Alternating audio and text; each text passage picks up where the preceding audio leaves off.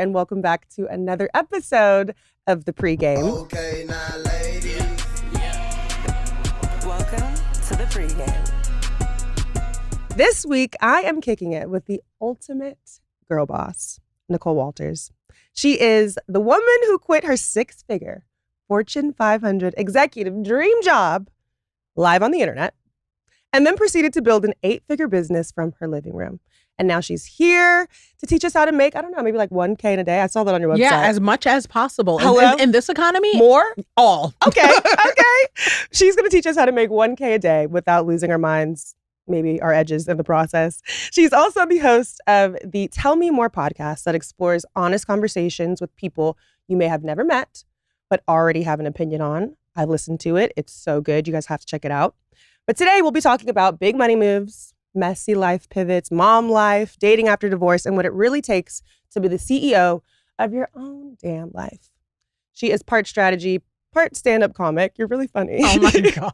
And all the way real. So grab your drink because the pregame starts now. Nicole, we have to do a little cheersy. Listen, I've earned this. I just stopped breastfeeding. It is time. Congratulations. It is a new era. It is a new era. Put the pump and the boob away. Listen, forever. Okay, these are officially mine again. And Yes. my husband is also very happy to have them back full time without issue. Wow, congratulations. How long big did deal. you exclusively breastfeed? This is how you know I I know. made it- I have too many friends with too many kids. No, 'Cause I don't literally, have I kids. was like, not you know the terms. Yeah. Like, I was like, well, ma'am. No, exclusively breastfed for 5 months. Wow. That's a lot. That is, girl. It's a lot. I was like, the minute I stopped, I was like, why did I do this? Why did I choose to No, do it made no this? sense. It made no sense. So I earned this. I Oh, earned girl, this. congrats. Yes, clink, clink, clink. We're drinking a margarita today. This is our drink of choice. It is strawberry. And Mm. normally I don't do a rim, but it's a fancy rim. Mhm. So it's really good. And I think we're using the good tequila. It's Straw. so good. Yes, the official tequila of Dear Media. Yes, the official tequila of Dear Media. Ad placement. I Hey, know, me. right? Ad placement. I was like a little added value there. No, Yeah. no, it's actually really good though, and it's smooth. It makes me feel like a grown up. So Yeah, I like it. Mhm. Well, congratulations Thank on you. the No More Boobies. Yes. I love that for you. We are going to kick off the show today. Our first quarter is always a little catch up and yap. Mm-hmm. So we're going to play a little rapid fire game. Oh, here we go. That's custom made for you. It's called CEO or Hell No. So I'm going to rapid fire a list of habits, business trends, lifestyle choices. And then you have to tell me if it is a boss move, CEO, or hard pass, hell no. Okay, all right, here we go. First things first, working with friends. Ooh, hard pass. Hell no. Hell no. Why? Hard pass. Hard pass. One, I want them to stay friends. There's that. Two, you already know, like you have friends who are idea people, but don't want to execute, don't want to do Execution. anything. Like, no. Like, I don't even like working with like husbands, spouses, family members. Family, like, yeah. no. If no, I can't do it. I I agree. can't do it. Like, there aren't even enough contracts. You know what I mean? That where it's like, oh, just if we did the paperwork, maybe. No, there's no Yes. paperwork. I'm not here for it. I couldn't agree more. Hard Have you pass. ever worked with friends before? Have I? Oh my gosh. Oh God, it ended crazy. Oh, every single time. I have one friend who we've been through so much in the workspace that I know we're friends in real life because Right. it was that crazy. Mm. So yeah, but no, it's a no. It's a no for me. Hard no. I agree. Waking up at 5 a.m. CEO or hell no?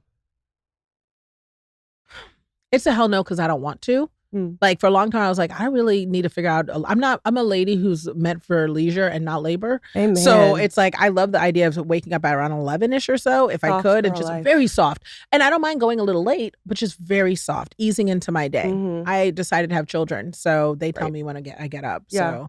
So it's 5 a.m. now. There's that rumor that like really productive, successful people wake up at 5 a.m. No, really productive, successful people get the work done and charge full for it.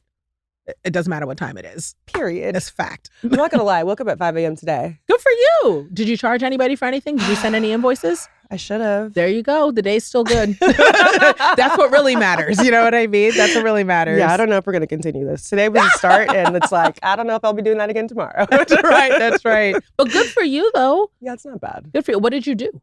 I went to the gym. I got my workout done at like 6 a.m. Oh, see, you want to live forever. Yeah, Oh, you know, no. like Mm-mm. vampire Mm-mm. life. I can't do it. I wish I could. You know, I shouldn't say I wish I could, right? Positive thinking, optimistic life, whatever seasons. I know I can. You know what I mean? Yes. I prefer sleep right now. I agree. I'm in a season where that's what feels most Priority. restorative. Yeah. You know? I agree. What'd you do? What's the first thing you do when you get to the gym? I usually do a little cardio warm up, a little Stairmaster for like 7 to 10 minutes. That's not the first thing. Do you like fill your water? Do you stretch? Do you get a towel? Well, that's literally Do the you first thing. look I put around? my purse down. You put your purse down? I judge the music that's playing. There it is. I was gonna say, I always want to know. I'm like, do you like look at the machines and see where people are and where you won't be? Like, I always want to know what people do. I judge the music because it's telling me who's in the gym at the time. Because it's usually like catering to the group that's in there. And this morning it was like, I don't even know Backstreet Boys. Fancy gym? Are you an Equinox girl? No. I just started going to a new gym in the Valley. It's called Just Train. But it's kind of like, it has... Small and hip or? No, it's kind of like big and warehouse.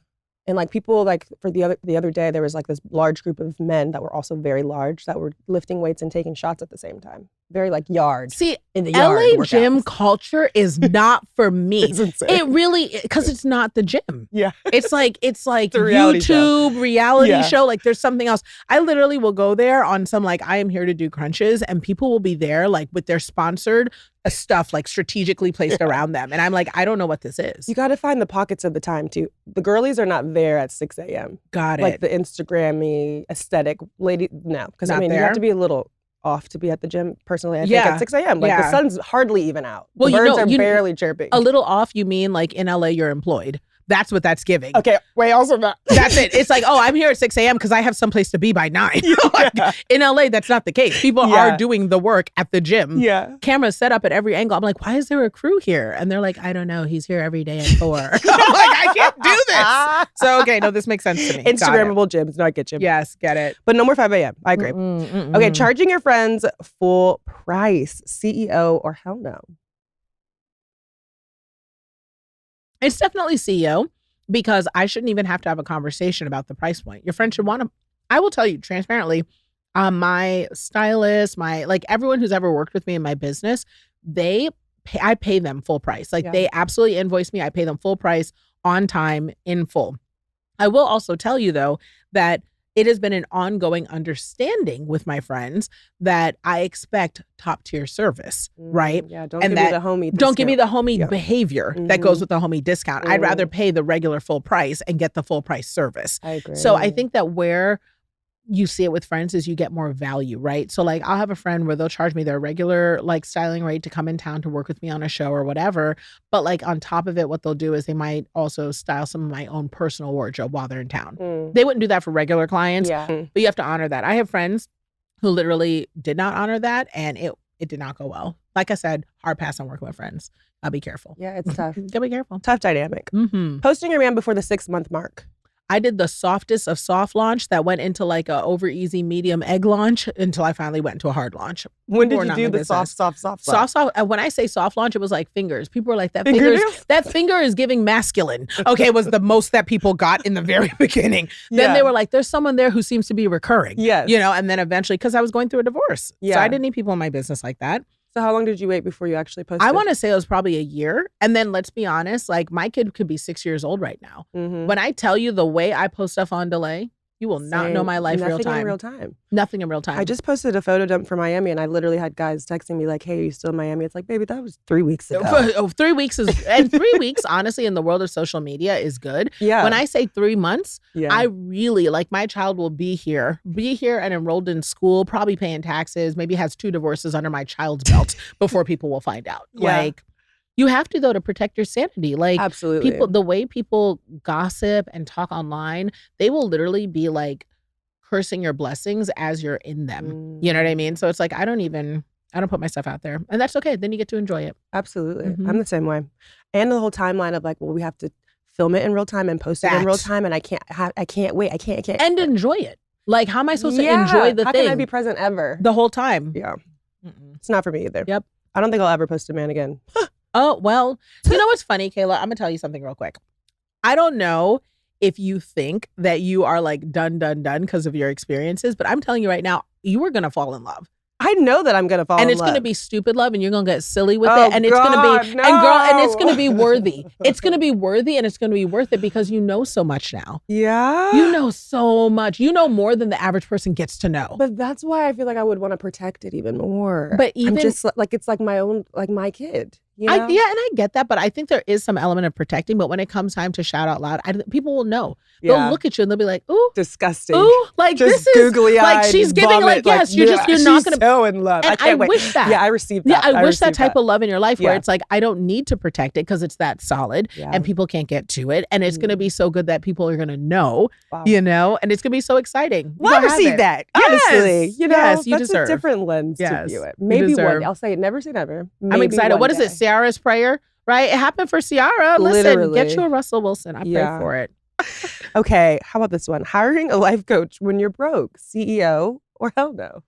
I think it's a hell no, right? Like you got to do what you can afford. And it's like now you have a life coach, but you also don't have revenue to act on what they tell you. That doesn't make sense. The ROI is not there. The ROI, that's return on investment. Yes, return on Ladies and investment. Like it gents. doesn't make sense. No, math ain't mathing. Soft life culture, you already kind of answered this, but Yeah. I mean, I think it's aspirational, but I also think that people don't realize everything is earned. So it doesn't mean you have to like kill yourself getting a soft life, but it's not something that you just wake up being like, I should be cared for. yeah. Like, sis, what are you giving? You know what I mean? Like, so yeah. It's not, People don't you like gotta to hear earn it, but you got to earn it. You got to earn that Mhm. soft life. I like Mhm. that. Okay, business partners who don't believe in therapy. Everyone should believe in therapy. I don't even do spouses that don't believe in therapy, siblings that don't believe in therapy. Like everyone Doctors, needs help. dentists. Doctors, dentists. I asked my therapist, how are your sessions going? Hmm. Because if you are not stable, my therapist needs to be in therapy. my therapist needs to be in therapy because I'm a lot. Okay, you need support. Yes. Like I know who I am. You know, are you talking to someone about this? I hope so. Wait, that's so good. Like for real. My therapist needs therapy. Yes, if you're going to Hello? talk to me, deal with me, to deal with me and what I am bringing to the table, I want to make sure you are supported. And I even asked her Yeah. if she's healthy. I'm like, have you been working out? Are you eating right? Is it balanced? Because you can't up and disappear on me. No, I got a lot going on. And the cup that she is pouring from, like, I need to know that this cup that you're Refill. good over there too. I mean, that's very generous. I mean, not just the cup. I mean, like, actually, how's your heart rate? Because, like, if you fall out, the way this world is going, okay, I need to be able to pick up the phone and be like, I need a session. Yeah. Are you alive? Like, stay love that. healthy. So you're actively in therapy right now. Oh yeah. Oh my Beautiful. gosh. I've actually scaled it back. Now I go once every like 2 to 3 weeks. But during my peak divorce, I was going twice a week. Like, and I think a lot of people don't think of it like that, but kind of like working out. When you have certain fitness goals, you are pursuing them, or if you're training for something, you're training differently than you would with daily maintenance, right? Absolutely. Same thing applies with therapy. If I am going through a divorce or a harder time or a transition, whatever it is, up your sessions to accommodate what your mind needs, you know, so you're strong enough to get through. Absolutely. So, Your mind is a muscle. You got to train it like that's one. right. Agreed. Okay, a few more. Let's see. Selling an online course before you have done the things yourself. That's not even a thing. I don't even know why people say that. Like, you are not qualified. Like, I don't even like, or even if you've done the thing once just for yourself, but you've never gotten replicable results for someone else, what are you even doing? And lastly, online courses are washed up and washed out. You shouldn't be doing them anyways. So just stop doing it. Put a pause on the whole thing. We're going to circle back. I'm like, I don't even know what you're doing. We're going to circle back on that. Yeah. Because that's good. Yeah. We're going to get some, we need some It's like business nobody wants advice. your dusty course for $200 to teach me how to sell Forex, crypto, you know, master my mindset, date with excellence, blah, blah, blah, that you just created 5 minutes ago from your iPhone. On ChatGPT. On ChatGPT outside of your rooftop apartment outside of Dallas, Texas, that you only pay $800 a month for because you got a 2-month special. No, sis. Keep it. Keep it. Put it in an email. Yes, and a keep it. newsletter. It could have been an email. Use AI. Okay, I don't need it. ChatGPT gave me that, sis. I don't need it. Oh my What? God, that's so good. No. Okay, this one's very specific. Okay, last one. I don't pay for mentorship because YouTube is free. Okay, then you get YouTube quality results. Good luck with that. You can, like, honestly, what's great about the readiness and access of information is that everyone has a place to start. There is a lot you can accomplish with free information. However, eventually you will come to a place where you will need personalized, custom things to your situation, whether it is you wanting to have a baby in 6 months, or you wanting to branch out into a new area or industry, or maybe you're just doing things that are so boring and basic that they've already been done and can be replicated. You're not looking to be an innovator in your space. If you're okay with that title, you know, more power to you. But at the end of the day, you will always at some point have to pay. There's just no getting around it. If you're just not comfortable with that, then you're not comfortable with the ultimate success in entrepreneurship. That's okay too. Just know who you are. Quality. You're going to have to pay for that quality. You will have to. That's what I heard. Have to. And the level up. You know what I mean? Like eventually you will have to pay. Yeah. I used to wear synthetic wigs. Eventually you will have to pay for some human hair bundles if you're trying to get to that next level. Listen, TV's not going to do Clock it. It's been clocked, okay? Yeah. It's not clocking to them that I'm standing on business. Okay? It's not clocking. It's not clocking to them. I cannot. That soundbite is on loop. It's on loop, and I feel bad because if you watch the whole soundbite, it made sense. They were really bothering that man. No, leave that man always alone. He's at bothering beach with his baby. Always. You're not clocking. You're not clocking. I was clocking, Justin. Yes, I was. It's been clocked. Period. Okay, that was so fun. We're going to transfer into the second quarter. It's called In the Mix, where we talk about a couple of trending topics, things that I care about, like Love Island. Are you watching Love Island? Listen, I'm so terrified to get addicted to Love Island because I've seen just the clips alone. Okay. And I'm like wanting to keep up with everything. Tell me the things, get me hooked. I got you. And I think that you need to watch it. No, don't say that. Because you could always turn it off. Like, I thought that I was going to be hooked as well. But I'm not hooked to the point where, like, if they keep up this nonsense, I will turn it off and I'll turn it off. But no. So you're not like, oh, now I watch Love Island UK and I can't wait for Love Island Australia. And like, no. Because that's how people are. No, because this is the thing about Love Island. It comes on damn near every day. That's what I'm saying. I don't have the time. I can't commit. No, I don't have the time. I am invested, though. I will tell you that. Love Island is like Big Brother meets The Bachelor. It's a love competition series. They're fighting for love and a cash prize, of course. Don't they all share one bed? Isn't that part of it? Not one bed, but there's like 6 beds, and you are coupled up with people, but you can be switched from a couple to another couple by the day. Could you be on that show? Hell no. I sleep funny. That would be it. Sleep is the least of your concerns. They're kissing each other in the mouth. One of the challenges the other day was to take milk from an udder. The guy had to suck the udder to get the milk out, and then they take the milk out of their mouth and spit it into the girl's mouth, and she has to spit it into a bucket. And then they take that bucket and dump it on a contestant. 1 out of 3 people has herpes. I just am throwing that out there as the adult in the room. I have to tell you, as the mom, 1 out of 3 people. But I wonder the same thing, though. They must be doing STD testing because the show is just crazy. Okay, so let's just be honest. We've both done TV. How on top of that are they? Let's be honest. They're not on top of it. Yeah. It's not like they're like, I think we did a tiny mental health screening where it was like a 20-minute phone call with a therapist. And they were like, yeah, she seems good. Pretty sound mind. That's it. You know they're not screening people out. Back in the day, there used to be whole serial killers on TV shows. No, literally. Like, no. I feel the same way too. People, they're not doing enough screening. Mental health screenings Not for at sure. all. There is a contestant on the show by the name of Huda. And the poor girl, she had a moment this past week. It was going viral because she kind of just like lost it. Basically. Like Crash Out lost it? Oh, like Crash Out. Well, Crash Out to the wow. extent of like she was just far too emotionally invested in her partner at the time. And what ended up happening was America, you can call in or text in and you can vote for couples. Not interaction. Yes, girl. This is what I'm saying. It's like Hunger Games. It's Do you just really see why I can't watch this? See what I mean now? But this is, we're going to break it down. Because the issue that I have is not that it's, an entertaining show. The issue that I have is how we perceive these people on this show. They're real. It's because you've been there, though. You know what it's They're like to a real human person. beings. And you also know that we have real stuff, right? Yes. And that's the part that I don't think people understand is like, I can't watch it because I'm too compassionate. Also, like, I give you, sis, 5 years. Your auntie thing will start tapping in. Okay, you'll be about 25% auntie. There. Yes, and you'll be looking and you'll be like, these kids don't know. I remember being 24. I remember being 21. They do not know what they are doing. Literally. They're out here spitting raw milk, unpasteurized milk, okay, into people's mouths with a 30% chance, 33.3% chance of having herpes. Okay, that is reckless. What did Huda do? All that she did was basically called her partner a bitch and all of these different names because he wasn't responding to her in the way that she wished. How long was that her partner? A week? Probably like 8.5 days. But they were like matched up. Like they were basically like, you can decide at whenever point throughout the show that we're going to close off our relationship. Also, I think that Love Island is a lesson in monogamy versus polygamy. Yeah. Which we don't really see that. Like, no one's talking about that, but that's definitely happening. Like they are reconditioning us to see that it's really not that big of a deal. Like people can kiss each other. Relationships, whatever. Yeah, love each other, Ooh. kiss, whatever. But okay, so she basically got mad at him. He was playing the game, like doing the challenges, kissing other women. But Are there prizes for being with other people though? Like it's incentivized, right? It's like we're going to encourage you to close it off while in the background we're going to be like, but you get money, cash, bonus points for not staying together. You have to stay in a partnership in order to stay on the show. So if you don't get picked by another partner, musical chairs, you leave with dicks. Yes. That's terrible.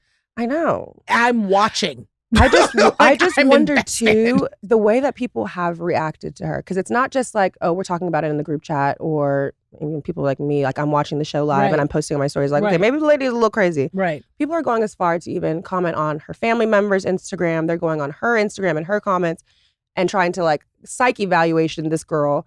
I just feel like it's a lesson of how desensitized we are. Yeesh, to people being real humans. Yeah. That's wild because I think we relate to this on a different level, because when you have public visibility, you know, and you still go through real life things. Yeah. So like people don't understand public visibility doesn't mean that my breakup is different. It doesn't mean that my childbirth is different. It just means you got to see it. Right. That's all. Yeah. And everything I felt, you know, is the same thing you would have felt, you know? So if I felt hurt, if I felt embarrassed, if I felt like, I don't want to see my ex in photos on Instagram, even if everybody involved was a nobody. So just imagine what it's like if they're not nobodies. You know what I mean? Like there's just so many different levels to it. Yeah. And the idea that people feel the entitlement to express themselves on someone else. Insane to me. You would not go up to someone who's crying and be like, yeah, I just went through a breakup. Well, girl, that's because you're a narcissist. Yeah, What's get wrong over with it. you? Like, that's insane. Yeah. Also, the idea that people think that, and this is something I think is a bigger social media issue in general, this idea that people think that there is a comprehensive understanding around a person from a 15-second clip. Please step back, okay? Right. You can't be, these armchair therapists, you are delusional. Right. Like, if you really think you can speak on somebody's life when you didn't even know they existed until 5 minutes ago, and you only know because of a 15-second video, Literally. you're unwell. That's how I feel too. I mean, we're all sitting at home on the same couch doing the same thing, judging. She has to be younger than 25. Oh, baby. Because she's crashing out on me. I said, what I told my followers was, I said, Huda is a mirror. Your feathers are so ruffled because she is a mirror. She is you. You are seeing We all know whatever it Huda. is. Or we've all been Absolutely. her at one point in our life. Yes. We've crashed out. She's also a baby. She's also in this social experiment, weird It's freaking heightened. psycho. Yeah, It's show. Like your heightened. emotions are on level 10. You feel like you're in love on day 4. Yes. Give the girl some grace. And we're also so much more than our lowest moment, right? Like Also people try to that. define your whole identity by the one thing that they learned about you. And it's Yeah. like people evolve. I've been on social media, and this is like where I'm really going to age myself, since it started. Like my school, I went to Hopkins, was like the 16th school on Facebook, Wow. like before anything else, right? So like I've seen how it's grown, and it used to be a place where people would like have fun and evolved, right? For the good too, right? Yeah. A lot of good has come from, you know, social media, but it really has turned into this thing where it seems like people really feel like they know you, are entitled to you, and you must, because you're on a platform, be willing to be subject to abuse. Right. You're never signed up for deserving. that, but you never signed up for that. deserve. You don't even have to sign up for it. No one is deserving of abuse. Right.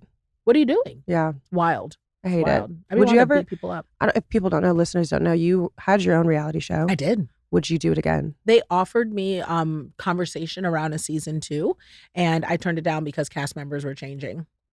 That's my nice way of saying I divorced my husband.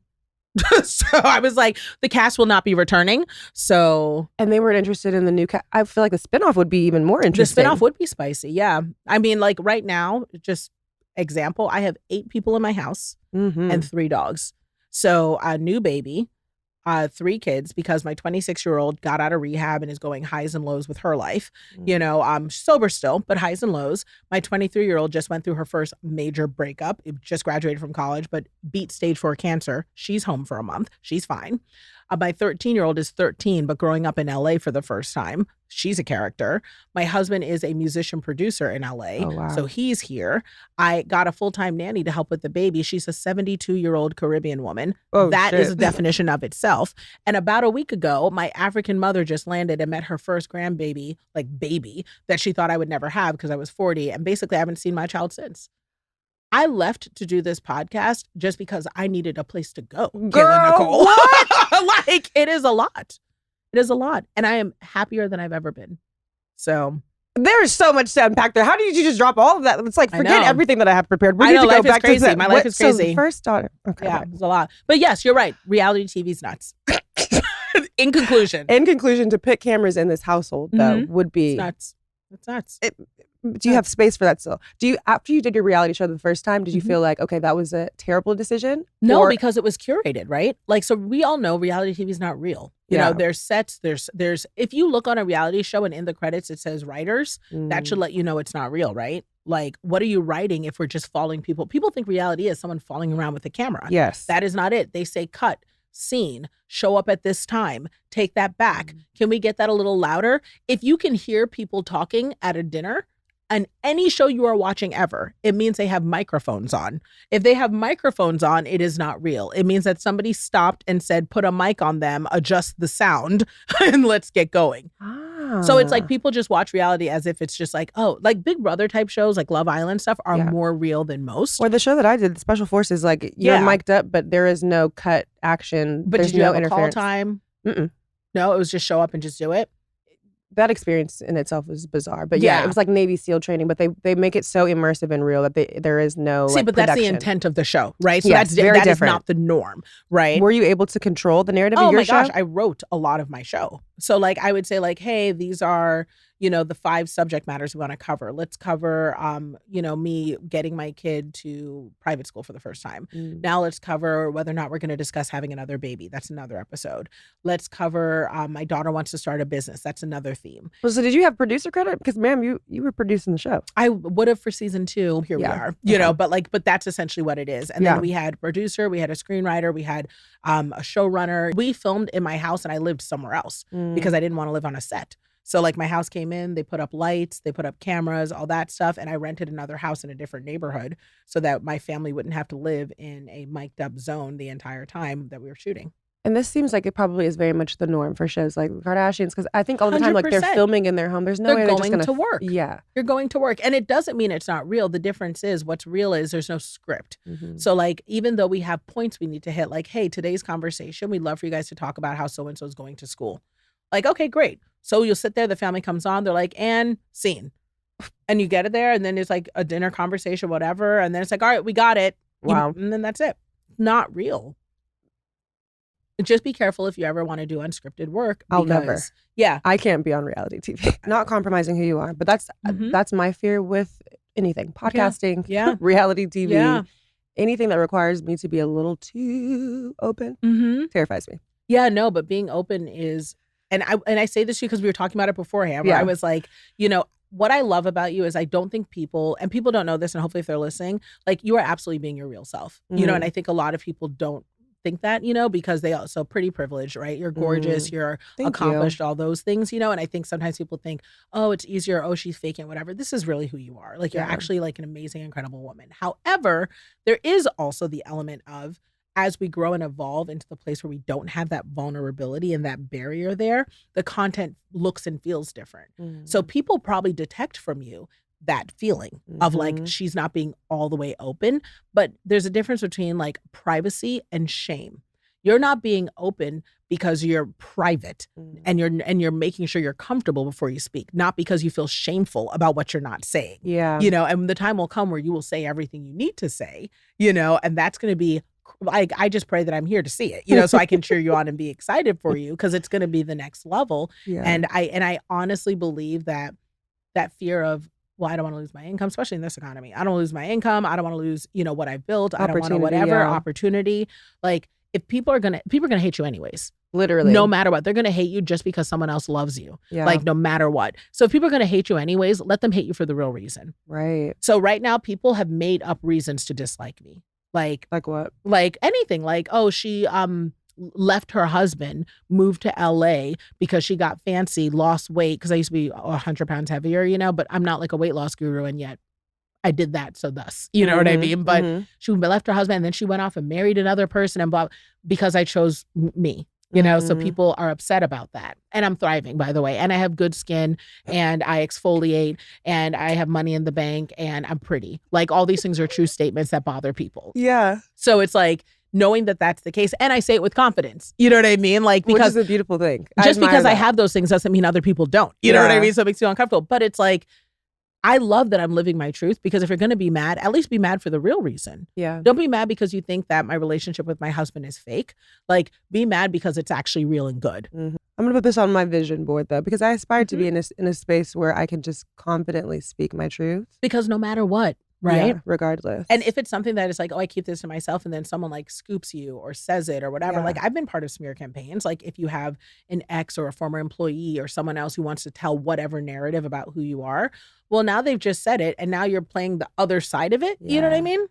What's the point? If people are going to find that and hold their head, say it first. Right. Be like Eminem in 8 Mile. This is throwback. That movie's got to be like 30 minutes, 30 years old, Are you right? going to rap? Be like that. I'm not going to rap. I would never do that to me or to you. That is shameful. But be like that. Say everything about yourself before someone else can say it. Yeah. Then they have nothing that they can use against you. Oh, I don't know if the world's ready for that.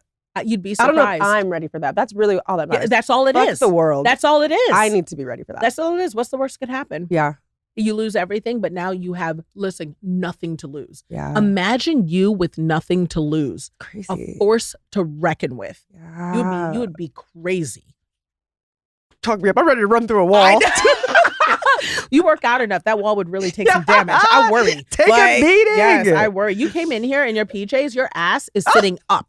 I was sitting over here because I'm in the stage of my life right now where everything hangs. I can tuck my titties into my waistband. Stop, you look and great. I'm doing my best. I'm held together by duct tape and prayer. And I literally am watching. I was like, wow, I could put a cocktail on that thing. How many squats are required? Tell me the number so I can at least know what's aspirational. Oh, that's good. I don't think it can happen. I really don't. You can. I think You those can days are build the past. booty. No, I you think can. those days are You can past. always. It's never too late. Also, the bar's low. My husband's comfortable with it. So For you, you can build that shelf if you want to build that shelf. Just saying. you think I could? I mean, I have ample assitude in the back, because my ethnic origin, Genetics. as a Ghanaian, it's Earn already your there. favor. To actually get the lift, like your thing is under your shoulder blades. Mm-mm. Okay, it is heightened. And I was like, this is, but I also don't want the pressure of having struggle finding pants. I know Okay, it's not girl, easy for you. It's hell. You must invest in belts. Do you have a belt company? I tailor all of my denim. See, I don't, in this economy, I'm like, I don't know. Anyways, I appreciate the inspiration. So you've got a lot I'm in front of you blushing. and behind you. So live your life, girl. Okay, live your life. You've got a lot in front of you And behind you. and Live behind your you. life. Period, That's sister. it. Okay, we're gonna transition after that pep talk. God, we could end the show here. We're gonna transition into the third quarter called Ask the Chat. Okay. So we're gonna be able to get into the nitty gritty of things because you've dropped a couple of bombs throughout the first half of the first half of the game. We've got to touch on the specifics. I want you to take me back to the day where you decided that you were going to walk away from this Fortune 500. And I read your website, I did my research. Yeah, So, fancy job. yeah, you had this, Mhm. you was living large and in Mhm, charge. mhm. Take me back to the day that you decided, okay, not only am I going to get on a live, it was a live stream, platform. and you Mhm. decided to quit. Yeah, I did. I'd already been building my business, so I had a little bit of a client roster, but I was doing, and I think this is kind of harks back to the, should I do a course? Am I blah, blah, blah? Can I teach things I'm qualified for? I do what I did in corporate. So like I built products, I help businesses, like that's what I do. So all I did was take on my own clients. It's basically like if you're an accountant working in a firm, I just opened up my own accountancy. Yeah. That's it. Yeah. But I started off taking those clients before I quit because I wanted to hire myself, right? Like I wanted to be a good boss for myself. I didn't want an interruption in my paycheck. So I'd gotten to the point where I was like, okay, I have a decent client load here, but it didn't make me less scared to quit. You know what I Right. mean? I was still like, oh my God, Taking you that know? leap, yeah. Right. So I went ahead and I, called my boss. I actually had my annual review that day. And he was like, okay, we're getting ready to talk about whatever, all this. And I was like, you know what? Don't even really need to hear your opinion because I quit.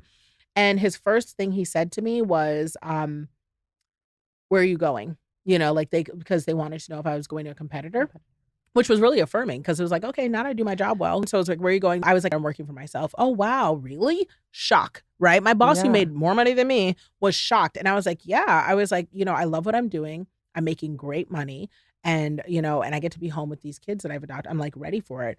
And he was like, well, if you love what you're doing and it's making you money, why the hell are you still here? Mm. And I was like, here I am terrified to quit my job to pursue and choose myself and somebody else who is still in the place that I was aspiring to, right? Yeah. My goal was to have his job. Is like, why are you still here? He was like, I would do that if I could. And I was like, okay, I'm out. And I left and I have not looked back. Every single day I work to not go back to corporate. That is the dream.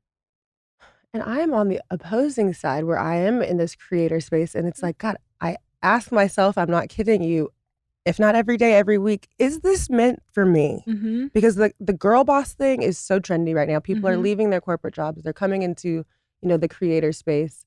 there is lots of opportunity, but I think what I struggle with is I crave structure. Yeah, sure. And there's a part of me that misses having a boss telling me, A 9 to 5. this is your goal. Mhm. This is what you need to do today. So for women like me who are trying to figure out if this is the right space for them, what advice would you give them? You probably need like a head of operations or like an operations manager, Mm. like a number 2 whose job is like the back end, the structure, the content calendar, like kind of where do I need to go? If you don't have an admin, do you have an assistant or an admin? I had an assistant and I felt like I was assisting her. Yes, more than that's she part was of it. assisting So like, me. yeah, see, that's not, and that's common. It was another job. Yeah, that's common, Yeah. right? Like, so you probably need like a real assistant. So like my assistant was the former assistant to a CEO of like a major corporation. So I pay her a cute coin. She makes close to 6 figures, but her ROI is she makes me millions, right? Yeah. Because I'm able to show up where I need to go. I'm able to be on time. I'm able to know my structure. Like that's her thing. So, having someone who's able to run some of the $10 problems that you're tired of so you can focus on the $10,000 problems would be the thing that makes this allows you to be more in your creative space. How can I become more entrepreneurial minded and thrive outside of the structure of a 9 to 5? So bringing in some extra hands. I mean, bringing in extra hands around the right things. Like it's in this economy, you don't need a ton of people, right? Yeah. Right now, my core team is only about 5 people. I hire vendors for things that I need. And so I have dedicated vendor relationships. So if I need like a photography team, I know who I'm going to. If I need a makeup team, I know who I'm going to. But for the day-to-day, an admin, which is just one person next to you to handle your day-to-day scheduling, meetings, appointments, making sure you are where you need to be, take notes around your creative ideas when you have them and organize them and reference them. Like you mentioned such and such, like it's how I got to my podcast rebrand. I've been having conversations with my admin for over a year. And then once I had my baby, I was like, you know what, fuck it. I needed to go ahead and do this thing. And she was like, well, we actually talked about this, this, and this. And these will be your great like first 3 guests if you're willing to do it. And I was like, all right, let's do it. And then she books it, whatever. So I can just show up and sit down and do the work. You know what I mean? Yeah. So that would be enough to help you stay in your entrepreneurial mind. You already have it. Yeah. You know what I mean? You're already a business owner. You're already doing all the hard work of being a creative. It's just, how do I get to the next level? And the next level is creating structure yourself. Yeah. Working smarter, not harder, and not being afraid to delegate too. I think that's something that I really struggle with. It's like, well, if I'm going to have to explain to you 15 times how to do it, I would like to just do it myself. That's part of it. Explain it once. It's called SOPs, Standard Operating Procedure, right? So if you're like recording yourself saying it, or if you like record your screen while you're doing it or do a voice note, just save that, all of that to like some file folder, the cloud, whatever, and then just hand that link to whoever starts. And then you never have to explain it twice. Yeah, that's genius. So if I'm like uploading something to Instagram, I use this tool called Loom, which they should sponsor this podcast and mine. Hey, Loom. Hey, Loom. So I use Loom and I record, it records your screen and it also lets you do like an audio at the same time. So I'm like, so I click over here and then I click over here and then I do this and now I saved it and literally anyone can go into my stuff and do it. Or here's how I sort my inbox. So I like if an email like this would come in, I would put it in here. I would do this. Brilliant. Yep. And then it's like if someone wants to know how to do stuff, there's an instructional video. Yeah. Okay. Wow. I'm stealing that. Yeah, Loom, do it. Downloading this Saves your life. today. Yes. Okay. On your website, you advertise helping people target your passions productively. I want to talk about the risk of monetizing your passion because another thing, this is all about me. Free consult. I'm expensive. Literally. I support you. I love how you picked up on it already. Yeah, I support you entirely. Let's do it. Yes. So something that I struggle with, I started my own health and wellness brand, Tribe Therapy. I saw that and it's thriving. It looks beautiful. And I've taken a big pause, a huge pause.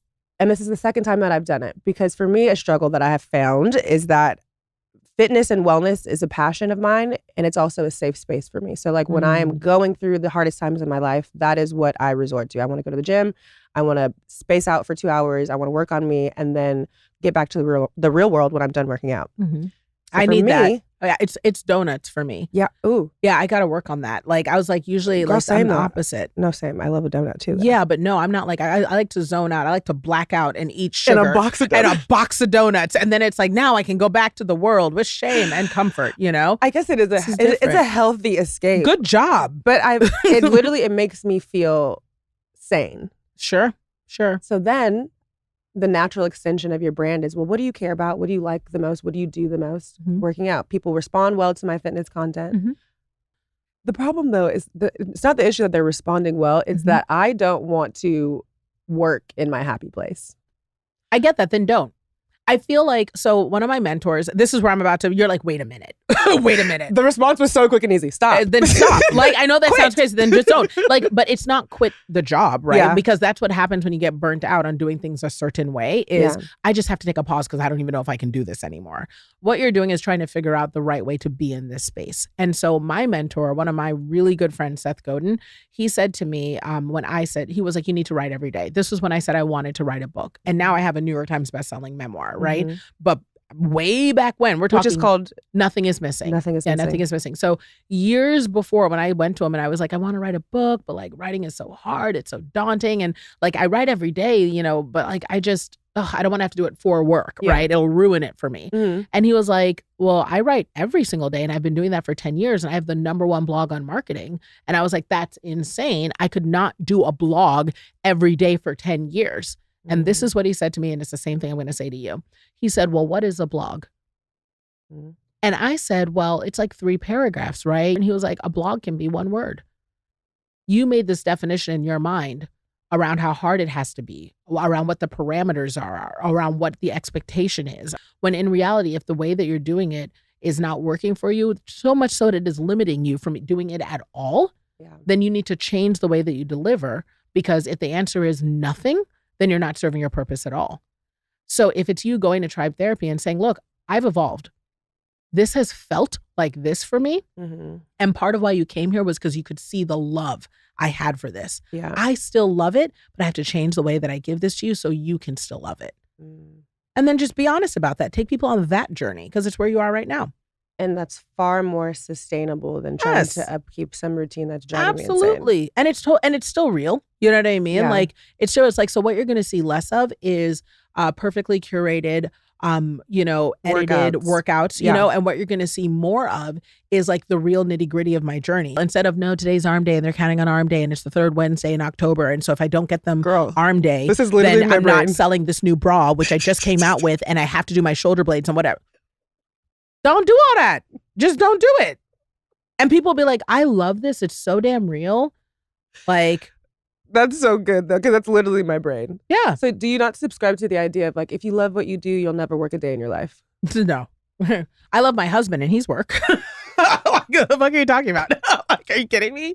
No, like, are you kidding me? Like, you only get paid for doing work. So no, you will work. You know, it's just that the work will feel forward moving, you know? So like my divorce, I divorced a band that felt like it was staying the same, if not taking steps back. Yeah. Being in a relationship with him felt like I spent every single day knitting together a scarf only to come back to a pile of thread. Unraveled. Ooh. You know what I mean? Unraveled when I woke up at night. That is not forward moving, you know, and it's still work. Now I'm in a relationship with someone where I am knitting every single damn day and it is exhausting. And some days it feels like we don't have enough yarn. And some days it feels like I've got blisters on my fingers. And some days it feels like, you know, I didn't get anywhere near enough done. But every day that scarf grows, every single day. And eventually we'll wrap ourselves up in it. And if I can't knit, he'll pick it up and knit too, you know, and let me take a break. That's what I want. Wow. Mm-hmm. I want one too. Yes. Are you selling scarves? You will have that. You will have that. I'm telling you. Where can I get my scarf? There's a lid for every pot. You'll find someone. You will. Wow, that was beautiful. And they'll find you. But that's what entrepreneurship is too. Yeah. You know, it just has to feel forward moving. Absolutely. So I was on your site. This is a quote that I really liked. It resonated with me. My job fed my family, but it didn't feed my soul. How important is a sense of agency within our careers? I don't think that it's possible in this day and age anymore because there's so many options, including just not working, right? Yeah. That for people to have work that doesn't feel meaningful. Yeah. And I think we're seeing it more in, you know, again, my old millennial self, you know, like we're seeing it more in like Gen Z and especially Gen Alpha. They're literally like, oh no, like I'd rather be nomadic and have like a backpack than do work that, you know, pays for a whole house that sucks. Yeah. You know what I mean? Mm-hmm. Like they're hip to everything that we thought. Like they recognize it, you know, and they're clocking it. They're clocking it. It's been clocked, okay? And they're standing on business about it, okay? And so like that is like, I really respect it, but it also is something that I think a lot of millennials who are in job hiring positions have to evolve to, right? Like, because we're like, oh, so they're willing to come to work, you know, and they're willing to honestly accept like living wage pay. It's not like they're even saying I need to make millions. They just need to be comfortable and do what they want to do. But within that, it has to feel like their work is leading to something. They're not coming here to sharpen pencils. They're not coming here to do busy work. They're not coming here to do stuff that AI could have done, right? They're coming here to say, where is this going and what are your values and how is this going to change the world, if at all? How is this going to impact? Like, what's the purpose? Yeah. Like, what's the reason, you know? And so like, if they can't figure that out, they're not interested. And I think the same thing applies with you, right? Absolutely. And part of that also comes from using your voice authentically, right? And your full voice, I should say. Yeah. So, you know, for me, like a lot of my evolution is people are like, Nicole never curses. Nicole's a Disney character. Nicole never whatever. And I'm like, no, fuck that. Like I do. So that brings me to your podcast. Yeah. You're doing a rebrand and now it is Tell Me More podcast. And why did you feel like this rebrand was necessary? So part of it was, you know, I went through a whole divorce, you know, and my podcast before, the Nicole Walters podcast, really was about this journey of Nicole Walters, where it was like I started this business and I got these kids and they watched me go through entrepreneurship. Like we collectively did it together as a community. And then they watched me go through a divorce as I literally, like my divorce was 4 fucking years. You know what I mean? It was the longest breakup ever, just financial reasons. Like, you know. It's expensive to get a divorce. $250,000 expensive, girl. Shit, so like I'm still financially like, you know, reeling from like all of those things. And it's one of those things like, you know, my ex said to me, he was like, I don't care, I'll bankrupt myself bankrupting you. Like that his intent was to harm, you know, in that context.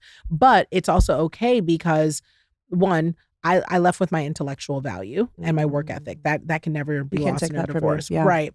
But also whatever I had to pay was worth the price. And that's the part that a lot of exes don't realize. You know what I mean? It's like, oh, I would have paid $1 million to leave you. You know what I mean? And that's the real, you know what I mean? So, right.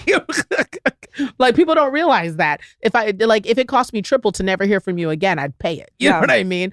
So I say all of that. What was the point of the question again? I started getting into the podcast. Don't you ever? I was like, I told you, therapy twice a week.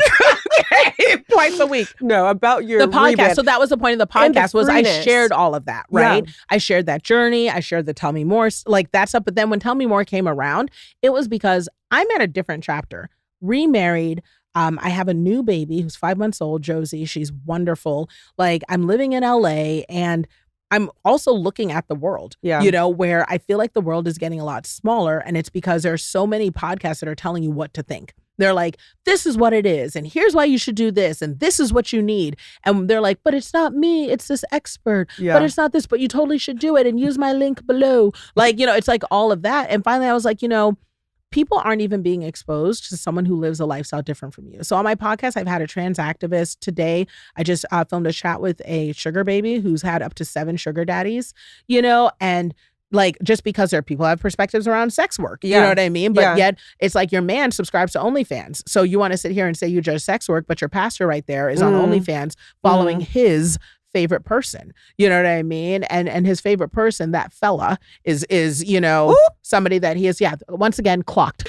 We have these judgments and we've never spoken to someone or heard from them or listened, you know, to why they do what they do. Please, you're entitled to keep your opinions thereafter. Yes. But first, be informed. And so that's what Tell Me More is all about.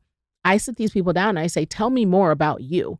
You know, and I may or may not agree with their lifestyle. I may or may not like or believe in what they do, but I can certainly listen to them and inform my opinion. So if I'm going to hate you, let me hate you for the real reason. Yeah. You know, I brought this up on the podcast the other day. I did a public apology because I had a Trump supporter on the podcast. And I listened to your first episode and I was like, I just felt seen in that moment because it was like, at the end of the day, I had this person on the podcast because I think, in my opinion, it's important to have conversations with people who may not agree with you. Yeah. Did you know they were a Trump supporter before? I did. Or like inclinations? I did, but I didn't know the extent. Yeah. Yeah. You know? I hear you, girl. Like, and you're right. Like, I actually am going to have a conservative mom on my platform. You know, like I have her scheduled to come on. And I think the fine line is I don't want to platform hate. That's the difference. Exactly. You know, and I think that that's what you were trying to make clear is I'm not trying to give a microphone to amplify bigotry, racism, ageism, sexism, all the isms. We're not trying to give that more voice. And I think you do a really good job of not doing that. That is never the goal of, you know, I think people who experience othering in every way, shape, or form, right? But also being able to sit down and say, look, I'm going to ask the hard questions also, you know, like I'm going to have a conservative mom on here and I'm going to ask her like, what the fuck were you thinking?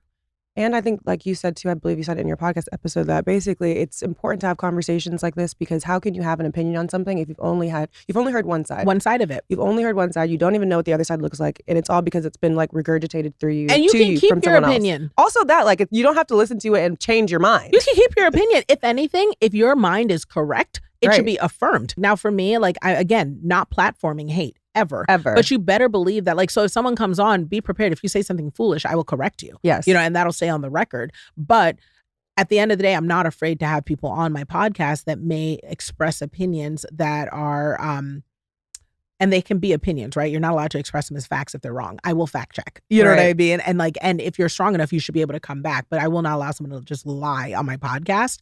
But I will say it's important for us to be able to have the wherewithal to listen to those conversations and know that they don't have to change who you are, how you show up. And if anything, if it's offensive to you, you should be fired up to go do something different. Don't come to me. Go out there and do something about it. In the world. IRL. Yes. Agreed. Thank you very much. Mhm. Okay, you've mentioned your divorce a few times. I have. Nothing that you're ashamed of. No. Some crazy stats. I was doing some research. Approximately 40 to 50% of first marriages end in divorce. Mm-hmm. That means you have to get married twice to have the right one.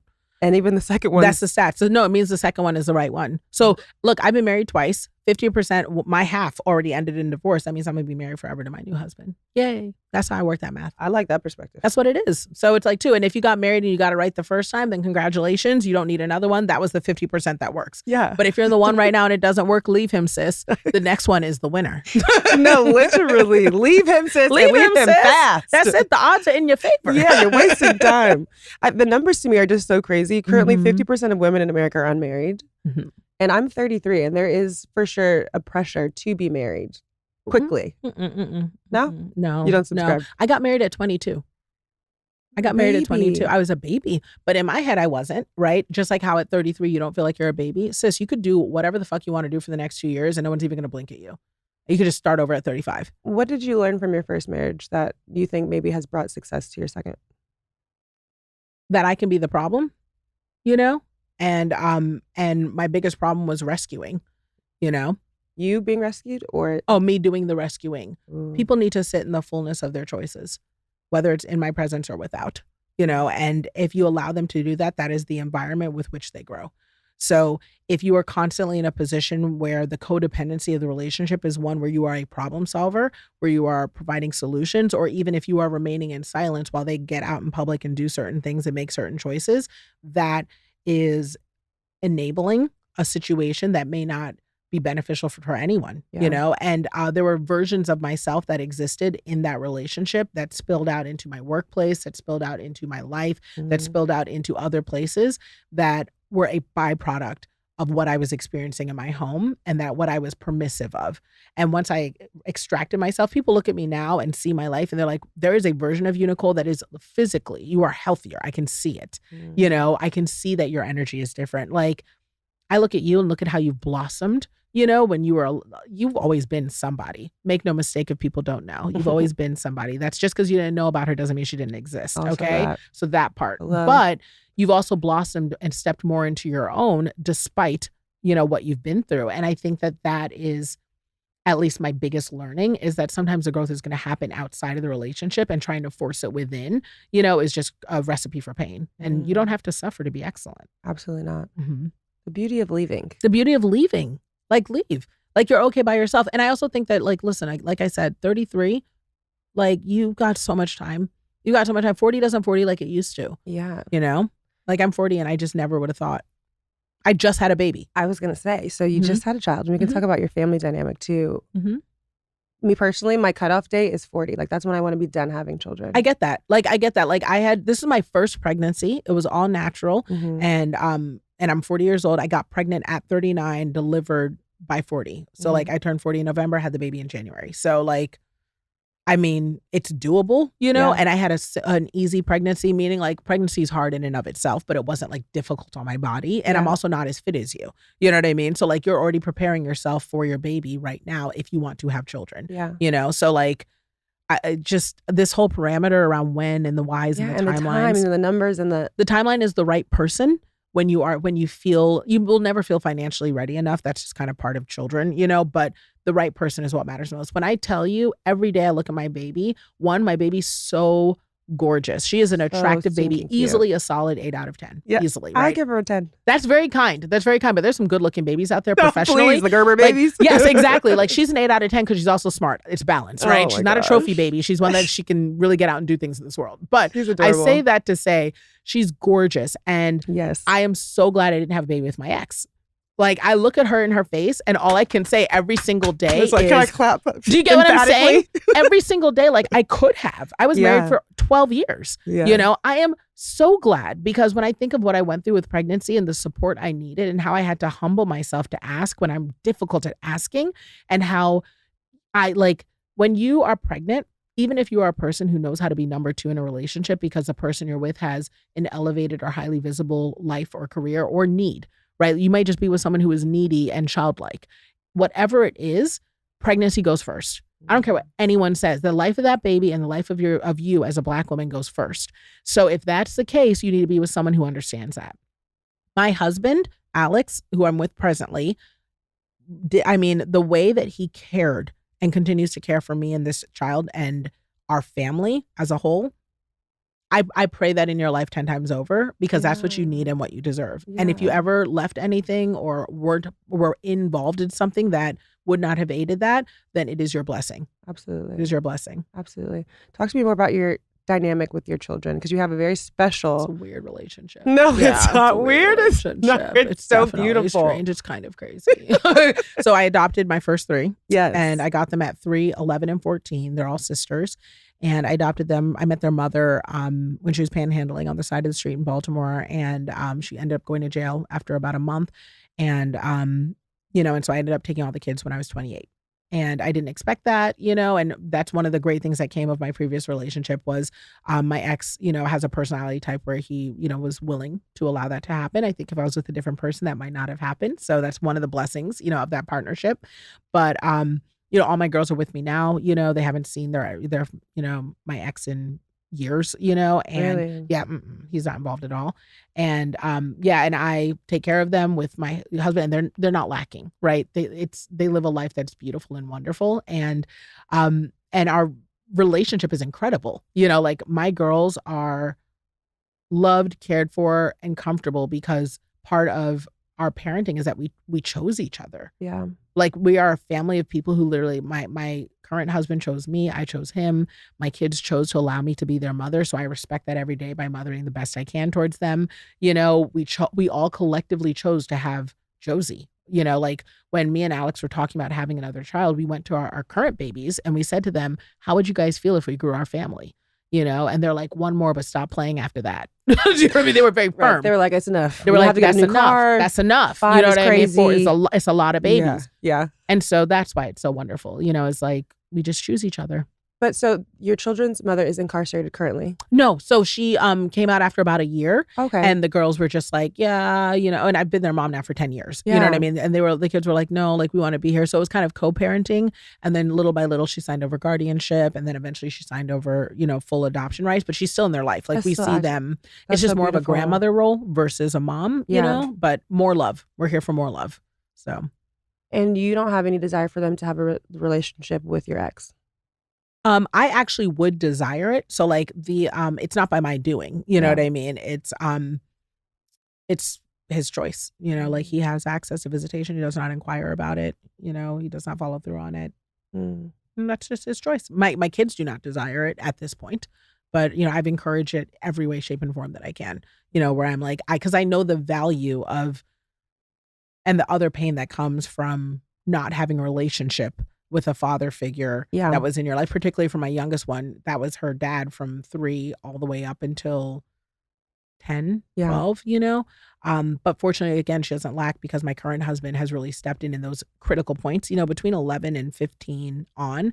Little girls are really developing. What should I get from a man? Like what is that relationship like? What do I like? And fortunately, they're learning from a man who is a very good husband and they're seeing their mother loved well. So I'm thankful, you know what I mean? That's what they're Absolutely. seeing. So.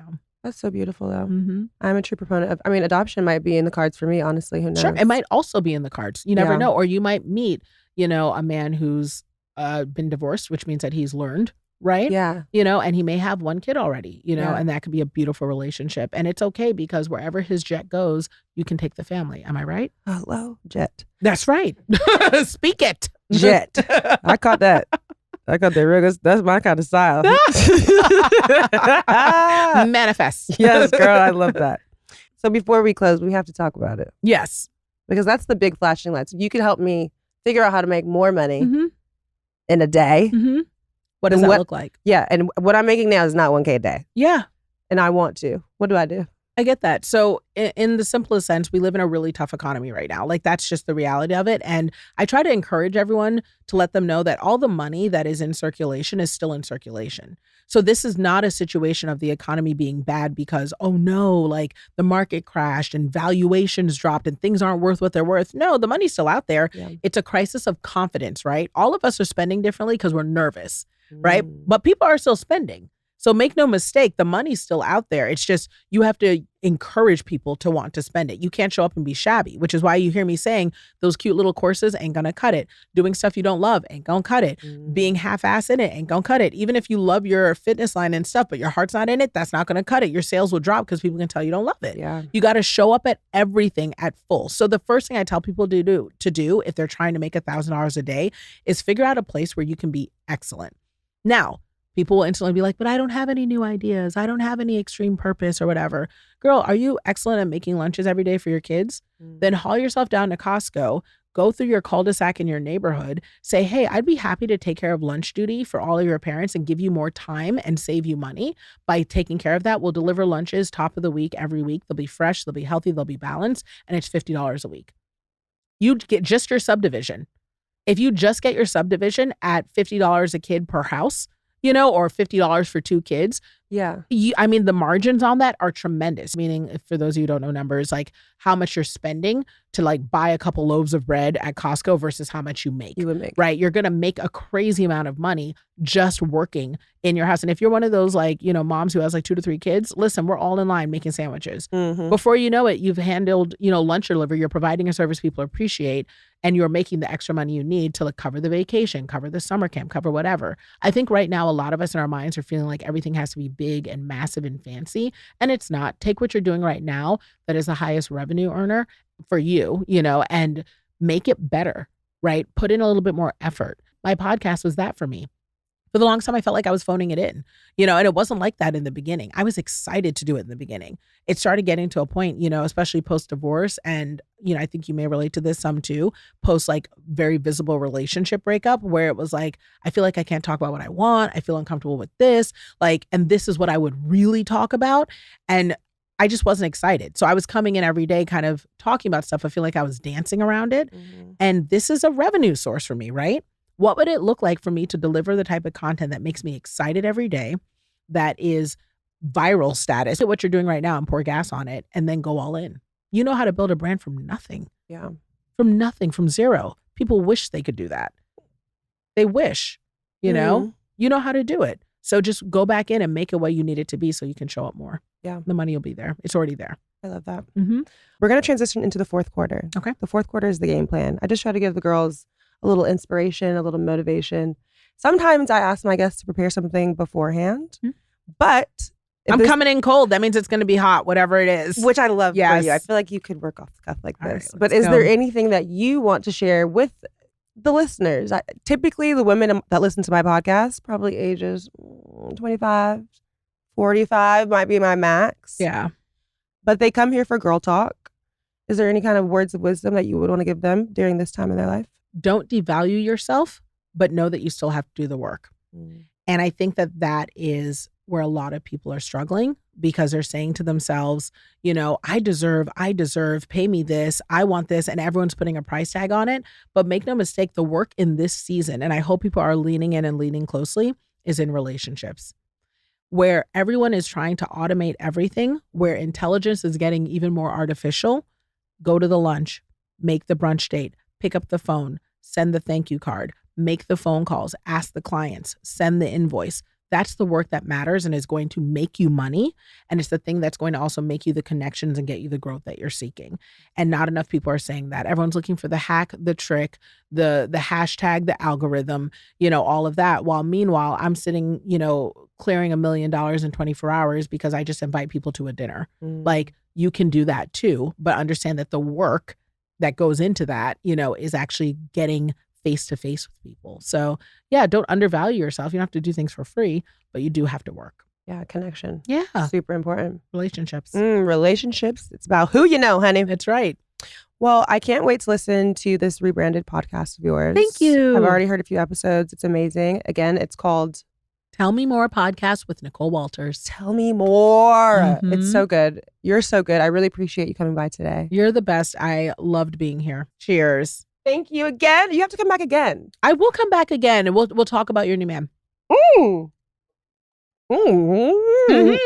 Tell me more about that. Okay, 6 months from now. I have to have you on my podcast to tell me more about your new man. How about that? Oh, God. One more sip. Tell me more about the Tribe Therapy Thriving. We'll do that. That's yes. a good Okay, one. good. We'll start there. Yeah.